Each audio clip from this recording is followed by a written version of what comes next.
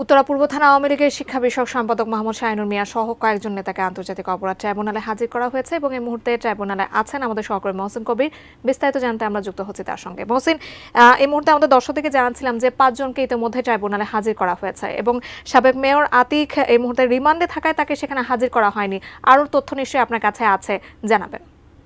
যাকে 5 জনকে ইতিমধ্যে আনা হয়েছে ট্রাইব্যুনালে এবং এর আগে আমরা জেনেছিলাম যে সাবেক মেয়র আতিকুল ইসলাম তাকে আজকে আনা হচ্ছে না, সেই ধরনের খবর আমরা পেয়েছিলাম। তবে কিছুক্ষণ আগে জানতে পেরেছি যে তিনি ডিবিতে যে রিমান্ডে ছিলেন সেখান থেকে তাকে ট্রাইব্যুনালে আজকে হাজির করা হবে। এবং জানেন যে গত 11ই ফেব্রুয়ারি এই আদেশটি ছিল যে আজকে উত্তরাতে যে বৈষম্য বিরোধী ছাত্র আন্দোলন চলাকালীন সময়ে যে ছাত্রদের উপর যে নির্বিচারে গুলি নির্যাতন সহ যে মানবতা বিরোধী যে অপরাধ সংঘটিত হয়েছিল সেই অপরাধের মামলায় তাদেরকে আজকে হাজির করা হচ্ছে। শিয়া বাটার ও ভিটামিন ই সমৃদ্ধ lily glam beauty soap. Lily always beautiful.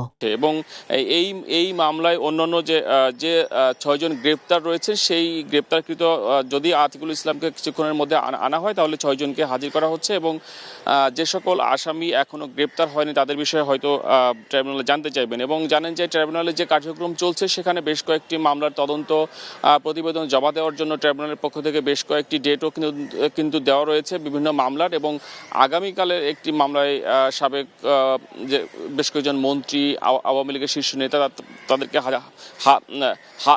হাজির করা হবে। এবং আজকের যে বিষয়টি বলছিলাম যে আওয়ামী লীগের যে 5 জন নেতাকে স্থানীয় পর্যায়ে যে 5 জনকে হাজির করা হয়েছে তাদের নাম আপনি বলছিলেন, তো সেই 5 জনকে সেই 5 জনকে সকালে আনা হয়েছে। এখন অপেক্ষা করা হচ্ছে যে কিছুক্ষণের মধ্যে ট্রাইব্যুনালের বিচারকরা তারা বসবেন এবং কিছুক্ষণের মধ্যে সাবেক মেয়র আতিকুল ইসলাম তাকে হাজির করা হবে।